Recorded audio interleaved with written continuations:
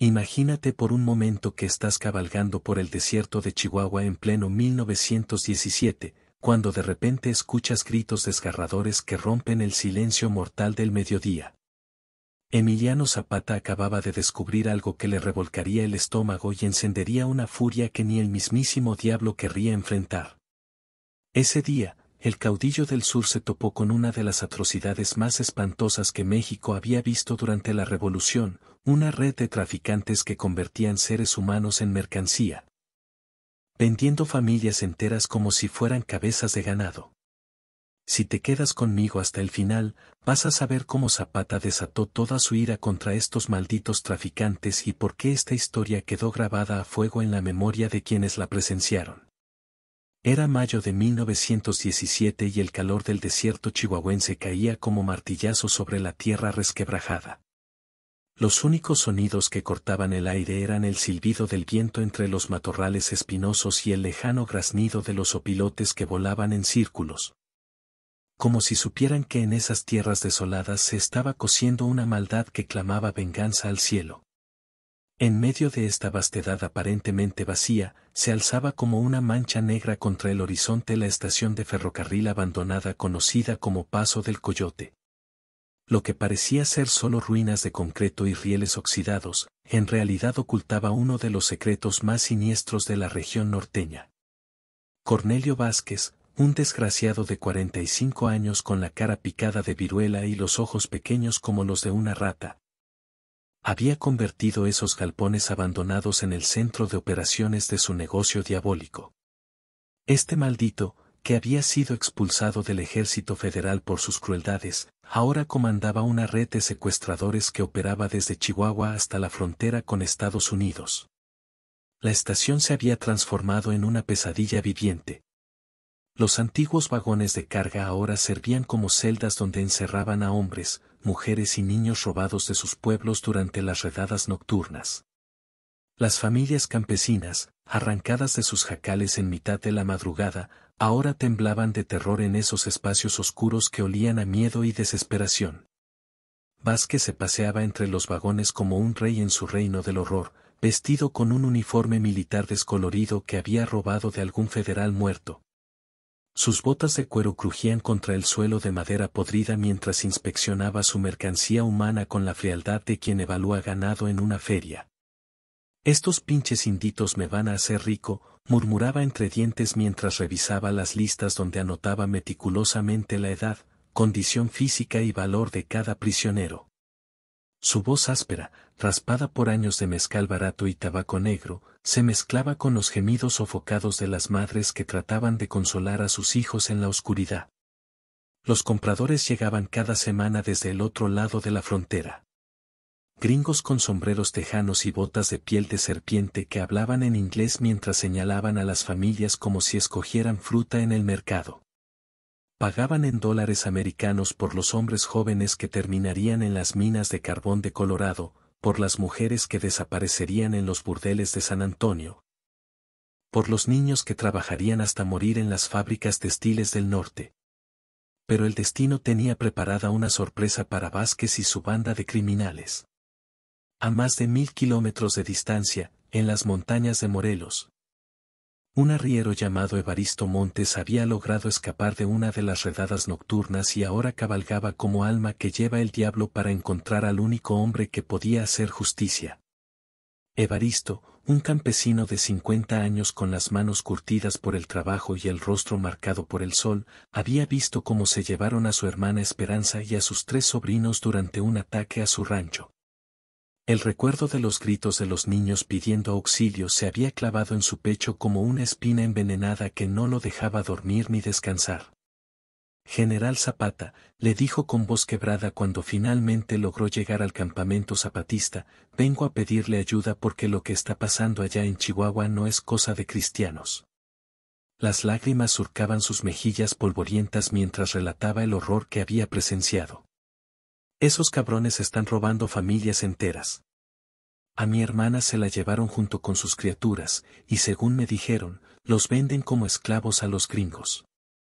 Zapata escuchaba en silencio, su rostro endureciéndose como piedra volcánica con cada palabra.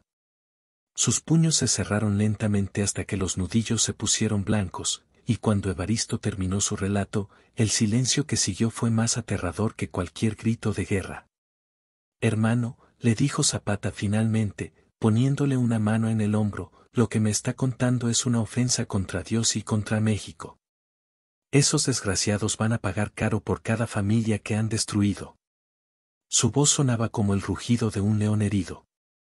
Prepare su caballo, porque vamos a ir hasta el mismísimo infierno a sacar a su hermana y a todos los que estén sufriendo ahí.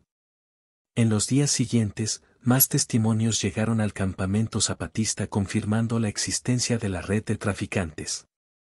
Un comerciante que había pasado cerca de la estación abandonada, un desertor federal que ya no podía cargar con el peso de la culpa. Una anciana curandera que había visto pasar los trenes cargados de prisioneros rumbo al norte. Cada relato era como echar gasolina al fuego que ardía en el corazón de Zapata. La descripción de los métodos de Vázquez, las jaulas improvisadas en los vagones, las marcas que hacían con hierro candente en la frente de los prisioneros para identificar a quién pertenecían. Iba pintando un cuadro de maldad que exigía venganza inmediata. Doña Refugio, una mujer de 60 años que había logrado escapar después de ver morir a su nuera en las manos de los traficantes, llegó al campamento zapatista arrastrando los pies y con los ojos hundidos por el dolor. Su rebozo estaba desgarrado y sus manos temblaban mientras relataba ante Zapata los horrores que había presenciado. Mi general, comenzó con voz temblorosa pero firme, ese demonio de Vázquez tiene a las familias peor que animales.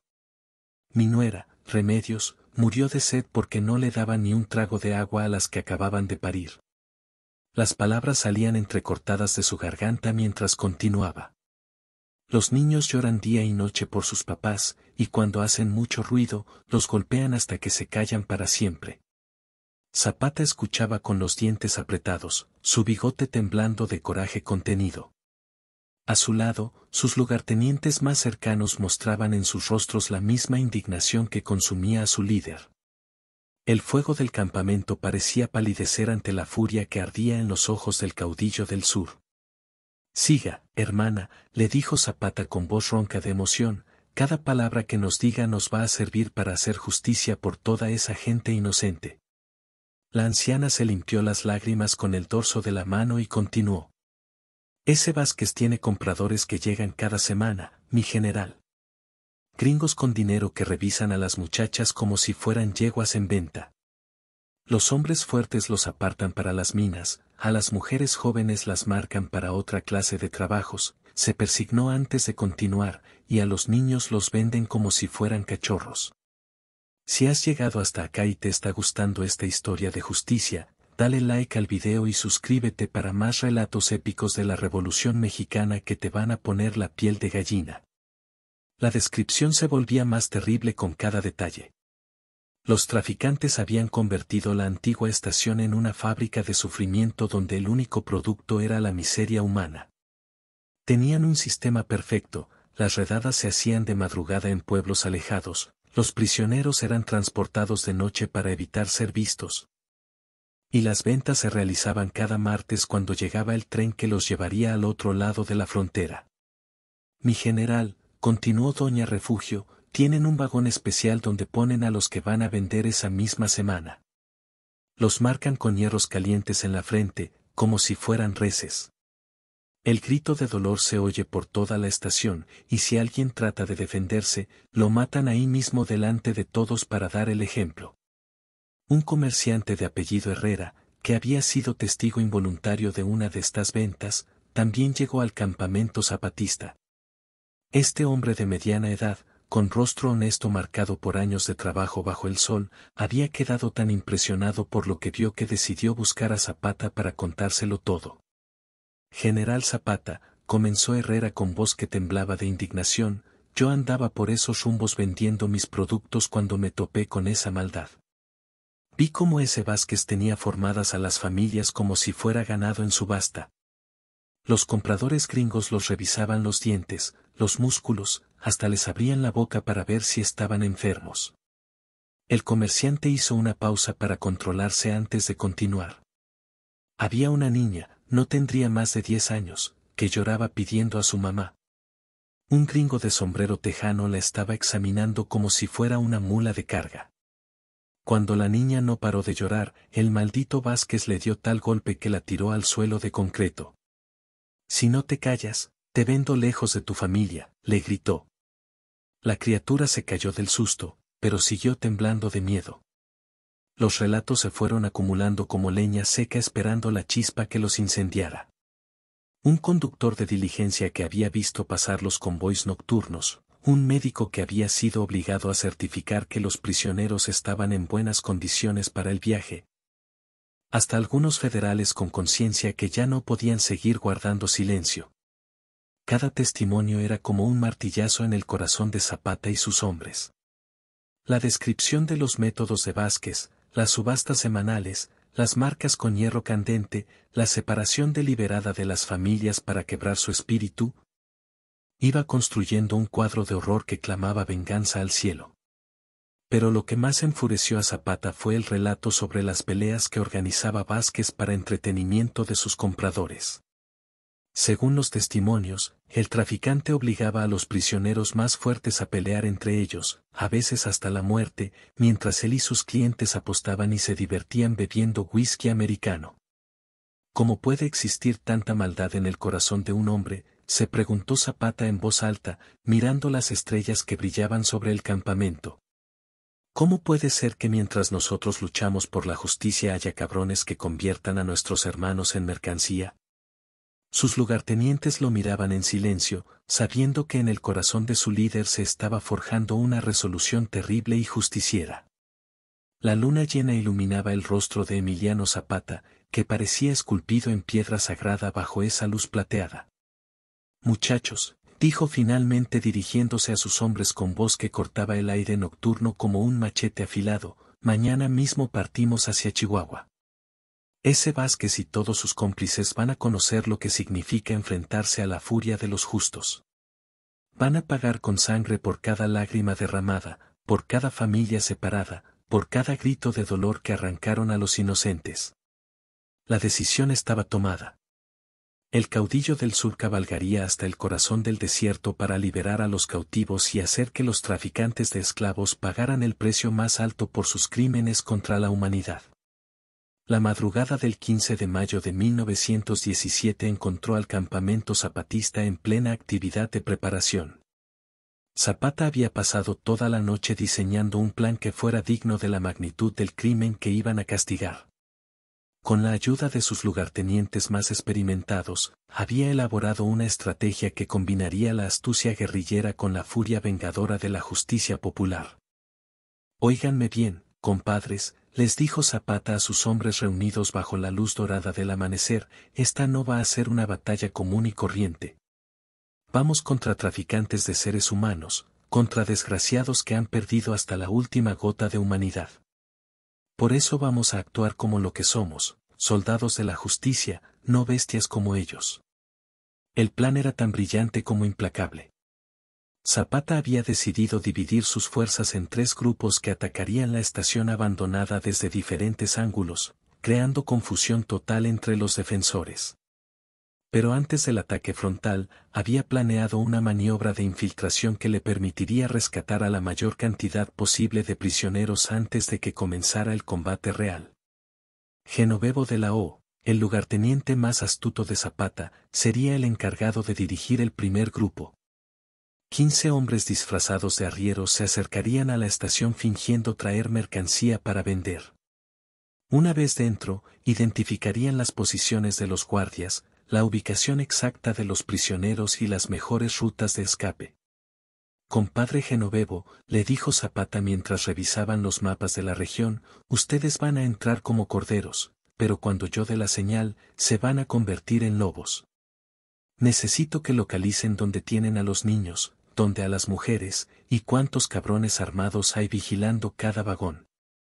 El segundo grupo, comandado por Eufemio Zapata, hermano del caudillo, rodearía la estación por el este, posicionándose cerca de las vías del tren y los almacenes. Su misión era crucial, impedir que los traficantes huyeran con sus víctimas como escudos humanos y cortar cualquier posible refuerzo que pudiera llegar desde los pueblos cercanos. Hermano, le explicó Emiliano a Eufemio mientras señalaba el mapa con el dedo, tu trabajo es cerrar todas las salidas.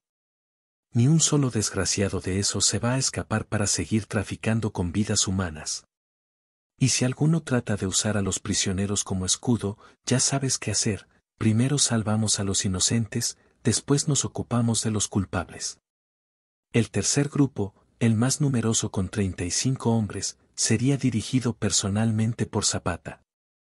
Este contingente atacaría el edificio principal donde vivía Vázquez, enfrentando directamente a los guardias mejor armados y capturando al cerebro de toda la operación criminal.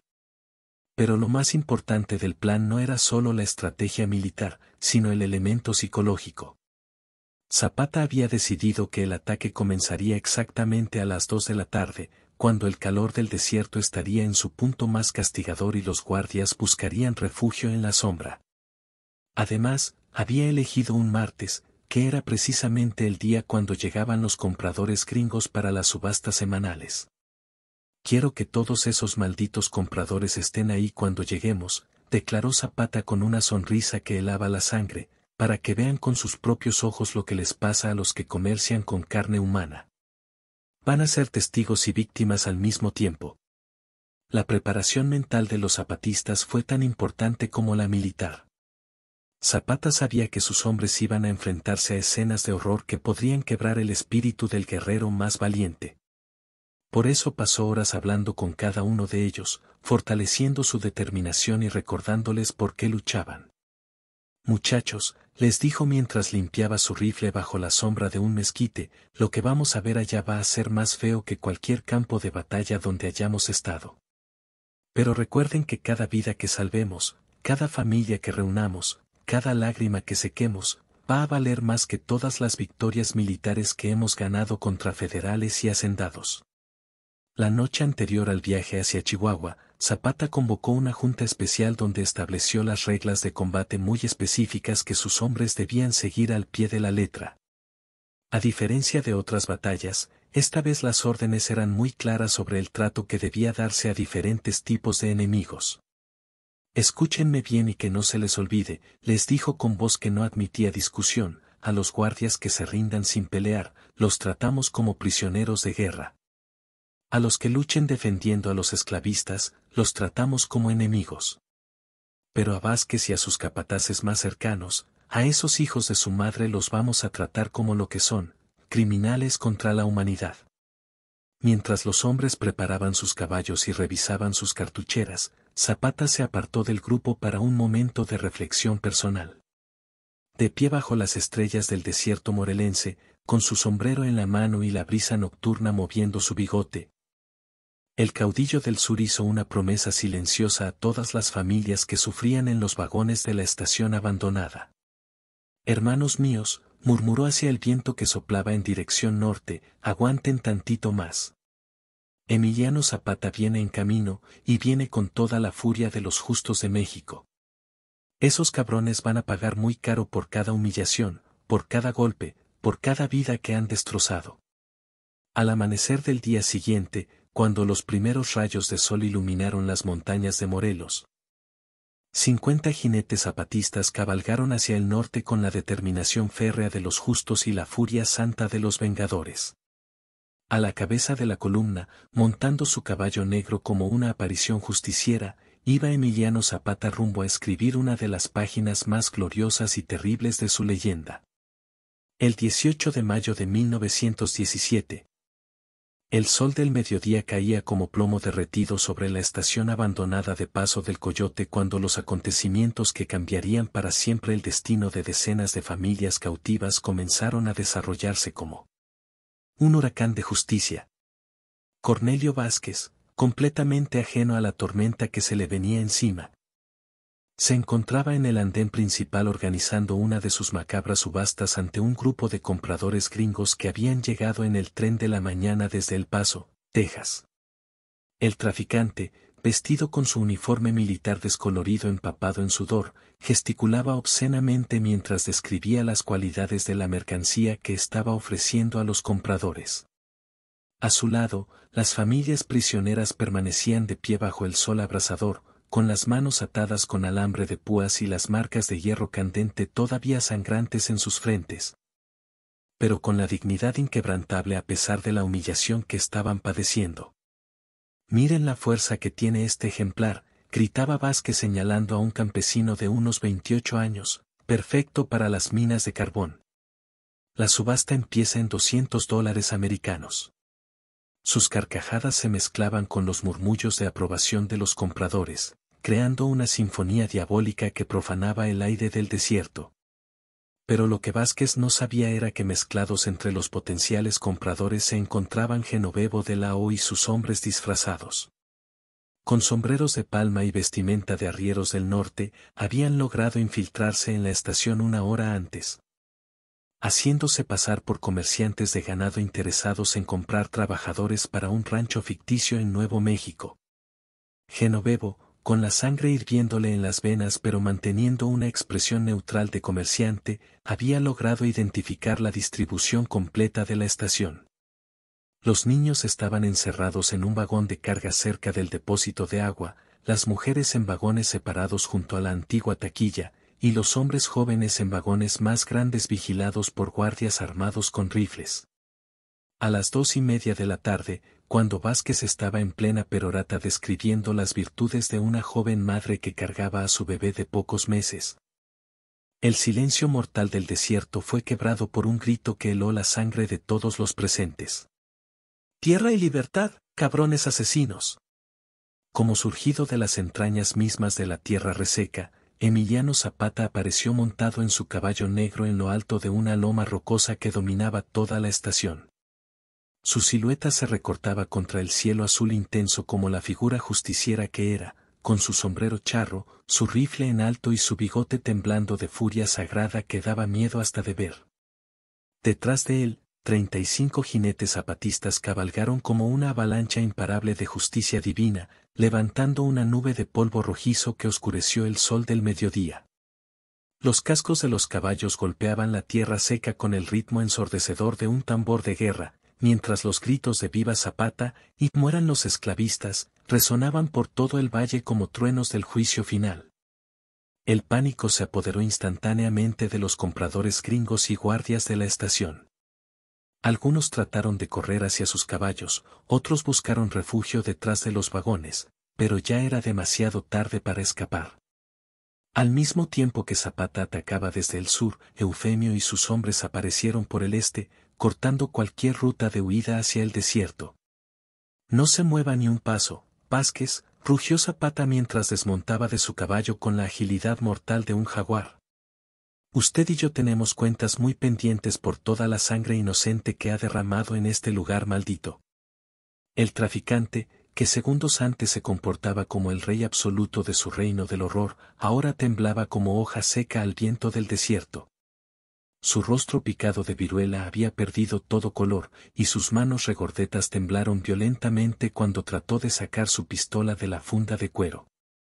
«Yo soy Emiliano Zapata, y he venido personalmente a acabar con su maldito negocio de esclavos», gritó el caudillo del sur mientras avanzaba hacia Vázquez con su rifle apuntándole directo al corazón que le latía como tambor de pánico. «Todo el sufrimiento que ha causado a estas pobres familias se lo voy a devolver multiplicado por 1000». La batalla, si es que se le podía llamar batalla, duró menos de 15 minutos de puro terror para los criminales. Los guardias de Vázquez, sorprendidos completamente y superados numéricamente por guerreros experimentados, se rindieron casi sin oponer resistencia real. Algunos trataron de huir hacia el desierto, pero fueron alcanzados por los jinetes zapatistas que conocían el terreno mucho mejor que ellos. Mientras tanto, Genovevo de la O y sus hombres, que habían estado esperando pacientemente la señal desde adentro, comenzaron a romper las cadenas y abrir los vagones donde estaban encerrados los prisioneros. Los gritos de júbilo indescriptible de las familias liberadas se mezclaron con los lamentos de terror puro de sus captores, creando una sinfonía de justicia que resonó por todo el desierto como música celestial.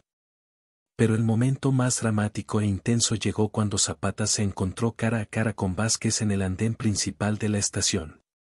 El traficante, rodeado por zapatistas armados hasta los dientes y sin ninguna posibilidad de escape, trató desesperadamente de ofrecer todo su dinero a cambio de conservar su miserable vida. General Zapata, suplicó con voz quebrada por el terror, yo le doy todo lo que tengo, oro, plata, dólares americanos, pero déjeme vivir, por favor. Sus palabras salían entrecortadas mientras se orinaba en los pantalones del miedo más puro que había sentido en su vida. Zapata lo miró con el desprecio más profundo que se reserva para las criaturas más viles y repugnantes que pueden caminar sobre la tierra. Dinero, dice usted, respondió con voz que destilaba veneno, el mismo dinero que ganó separando madres de sus hijos. El mismo oro que juntó marcando con hierro candente a seres humanos inocentes como si fueran animales. La voz del caudillo del sur se elevó hasta convertirse en un rugido de león herido que se escuchó en toda la estación abandonada. Cornelio Vázquez, usted va a pagar con su sangre por cada lágrima que hizo derramar, por cada familia que destrozó, por cada gota de sangre inocente que se derramó en este lugar del demonio. Lo que siguió fue un juicio popular espontáneo que quedó grabado para siempre en la memoria de todos los presentes. Los prisioneros liberados, uno por uno, fueron relatando ante Zapata y sus hombres los horrores indescriptibles que habían sufrido a manos de Vázquez y su banda de criminales. Cada testimonio era como una puñalada directa en el corazón del traficante, que se encogía cada vez más hasta parecer una sombra patética de lo que había sido minutos antes. Esperanza, la hermana de Evaristo que había sido secuestrada meses atrás, se acercó temblando a Vázquez y le escupió directamente en la cara con toda la furia acumulada de meses de sufrimiento. «Maldito hijo de tu madre», le gritó con voz ronca, «por tu culpa mis hijos han llorado sangre pensando que estaban muertos. Pero ahora vas a ser tú el que va a morir como el perro que eres». Sus palabras destilaban tanto dolor y tanto odio justiciero que hasta los zapatistas más curtidos en batalla sintieron un escalofrío recorrer sus espinas dorsales. Cuando terminaron todos los testimonios desgarradores, Zapata se dirigió a la multitud de prisioneros liberados con voz solemne que cortaba el aire caliente del desierto. Hermanos míos, la justicia de la revolución ha llegado finalmente hasta ustedes. Este desgraciado y todos sus cómplices van a pagar con su vida por los crímenes que cometieron contra nuestro pueblo mexicano. La ejecución de Vázquez y sus principales cómplices fue rápida pero llena de simbolismo.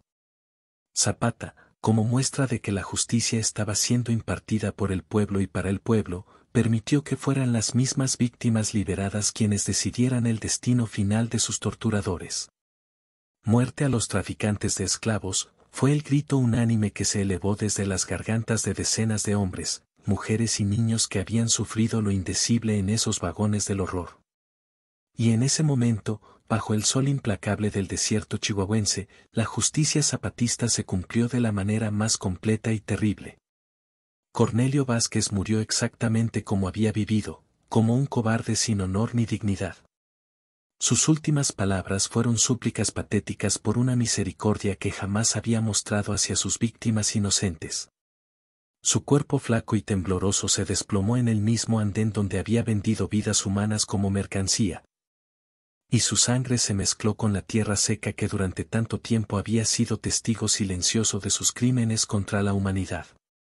Cuando el sol comenzó a declinar en el horizonte infinito del desierto chihuahuense, la estación abandonada Paso del Coyote había dejado de ser para siempre un símbolo de horror para convertirse en un testimonio viviente de justicia revolucionaria. Las familias liberadas, libres por fin después de meses de pesadilla, se abrazaban llorando de alegría pura mientras los zapatistas les repartían agua fresca y alimentos que habían traído en sus alforjas. Esperanza corrió hacia su hermano Evaristo con sus 3 hijos colgados de su regazo, y el encuentro fue tan emotivo que hasta los guerrilleros más duros no pudieron contener las lágrimas. «Hermano mío», le gritó entre sollozos, «pensé que nunca más iba a volver a verte. Pensé que mis niños iban a crecer sin conocer a su familia». Los niños, con sus caritas sucias pero iluminadas por la alegría del reencuentro, se aferraron a su tío como si fuera un santo que había bajado del cielo para salvarlos. Sus risas inocentes, después de tanto tiempo de lágrimas, resonaron por toda la estación como música angelical que lavaba el aire de toda la maldad que había albergado. Zapata, Con su sombrero en la mano y el rostro iluminado por la satisfacción profunda del deber cumplido, se dirigió por última vez a los hermanos liberados que se habían reunido a su alrededor como si fuera el mismísimo arcángel de la justicia. Hermanos míos, les dijo con voz cargada de emoción genuina, hoy han recuperado algo que nunca debieron haber perdido, su libertad y su dignidad. La tierra es de quien la trabaja, y la libertad es de quien la defiende con sangre. Ustedes han demostrado que el espíritu mexicano no se puede quebrar, no se puede comprar, no se puede vender. Una anciana yaqui, con el rostro surcado por arrugas que contaban historias de sufrimiento pero también de resistencia, se acercó a Zapata y le tomó las manos callosas entre las suyas. General, le dijo con voz temblorosa de gratitud, usted no solo nos salvó la vida, nos devolvió el alma. Que Dios lo bendiga a usted y a todos sus muchachos por toda la eternidad. El caudillo del sur, conmovido hasta los huesos por las palabras de la anciana, se inclinó respetuosamente ante ella. Señora, el bendecido soy yo por haber podido servir a la justicia.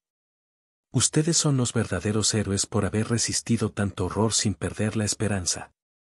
Mientras las familias se organizaban para regresar a sus pueblos de origen, escoltadas por algunos zapatistas que se asegurarían de que llegaran sanos y salvos, Zapata ordenó que todos los documentos y registros de la operación criminal fueran quemados en una gran hoguera en medio de la estación. Que no quede ni rastro de esta maldad, declaró mientras las llamas consumían los papeles manchados de sangre donde Vázquez había anotado los precios de vidas humanas. Que el fuego purifique este lugar para que algún día pueda servir para algo bueno y honorable. Los vagones que habían servido como cárceles fueron destrozados a machetazos por los zapatistas, que desahogaron en esa madera podrida toda la rabia que habían sentido al ver el sufrimiento de los prisioneros. Cada tabla que volaba por el aire era como un peso menos en sus conciencias, como un pedazo de justicia que se hacía realidad. Antes de partir de regreso hacia Morelos, Zapata se subió a una de las rocas más altas que rodeaban la estación y dirigió unas últimas palabras a sus hombres y a las familias liberadas que se habían reunido para escucharlo. Compañeros, gritó con voz que se escuchó por todo el valle, lo que hemos hecho aquí el día de hoy no es solo una victoria militar, es una victoria de la dignidad humana sobre la bestialidad. Es una prueba de que mientras haya un solo mexicano dispuesto a luchar por la justicia, la maldad no podrá triunfar en nuestra tierra sagrada. Sus palabras se quedaron flotando en el aire del desierto como una promesa eterna, como un juramento que trascendía el tiempo y el espacio. Los hombres que estuvieron presentes ese día jamás olvidarían la lección que habían aprendido, que la verdadera revolución no se trata solo de cambiar gobiernos, sino de defender a los más indefensos, de proteger a los más vulnerables, de ser la voz de los que no tienen voz. Cuando la caravana zapatista se perdió en el horizonte del desierto, dejando atrás las ruinas humeantes de lo que había sido el centro de operaciones de una de las redes criminales más despiadadas del norte de México, el viento del desierto se llevó consigo los últimos ecos de los gritos de dolor y los reemplazó con el silencio sagrado de la justicia cumplida. En los pueblos cercanos, durante muchas generaciones, los abuelos les contarían a sus nietos la historia del día en que Emiliano Zapata cabalgó hasta el corazón del desierto para romper las cadenas de los esclavos modernos. Les dirían cómo el caudillo del sur demostró que no hay distancia demasiado larga, no hay enemigo demasiado poderoso, no hay causa demasiado perdida cuando se trata de defender la dignidad de los seres humanos. La estación abandonada Paso del Coyote nunca volvió a ser utilizada para el tráfico de personas. Con el tiempo, las familias de la región la convirtieron en un lugar de memoria, donde cada 18 de mayo se reunían para recordar a las víctimas del horror y para celebrar a los héroes que las liberaron. Años después, cuando los historiadores escribieron sobre los episodios más gloriosos de la Revolución Mexicana, siempre incluían este capítulo como una de las demostraciones más puras de lo que significaba luchar por la justicia social. Porque Zapata no solo luchó contra hacendados y federales, sino contra cualquier forma de opresión que encontró en su camino, sin importar cuán lejos tuviera que cabalgar para hacerle frente. El eco de los cascos de su caballo negro resonando contra la tierra del desierto chihuahuense se convirtió en el símbolo de una promesa que trasciende el tiempo, que mientras existan personas dispuestas a luchar por los demás, la maldad nunca podrá triunfar completamente, y que la justicia, aunque a veces tarde en llegar, siempre encuentra su camino. Si llegaste hasta acá y querés seguir conociendo más historias épicas de la Revolución Mexicana, suscríbete al canal y activa las notificaciones para no perderte los próximos videos que te van a sorprender.